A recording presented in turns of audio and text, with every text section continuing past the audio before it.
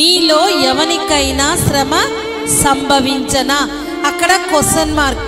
అది ఏ శ్రమైనా కావచ్చు, ఎంతటి శ్రమైనా కావచ్చు, ఎంత ఇబ్బందికరమైన శ్రమైనా కావచ్చు. ఏమి చేయాలి?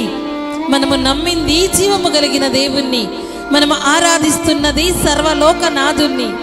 జీవము కలిగిన దేవుని ప్రియ బిడ్డలుగా లోకములో నుండి దేవుడు మనల్ని వేరుపరుచుకుని లోకరక్షకుడైన ఆయన పిల్లలుగా, రాజులైన యాజక సమూహముగా, సొత్తైన ప్రజగా, నా పేరు పెట్టబడిన నా చెరులారా అని మనల్ని ప్రత్యేకపరుచుకున్న పరిశుద్ధుడైన దేవుని పిల్లలుగా మనకు శ్రమ కలిగినప్పుడు ఏం చేయాలి? కోప్పడాలా?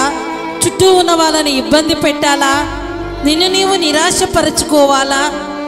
చదువుదాం 13వ వచనములో, మీలో ఎవనికైనా శ్రమ సంభవించనా అతడు ప్రార్థన చేయవలెను. ఆమేన్.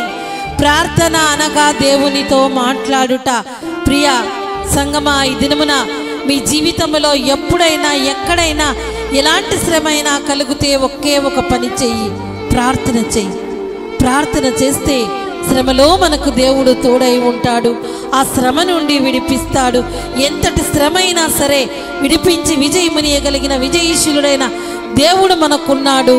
నీ శ్రమలో నీకు ఒక జవాబు దయచేయాలనే ఈ దినమున ఈ ఆరాధనలో నీతో మాట్లాడుతున్నాడు.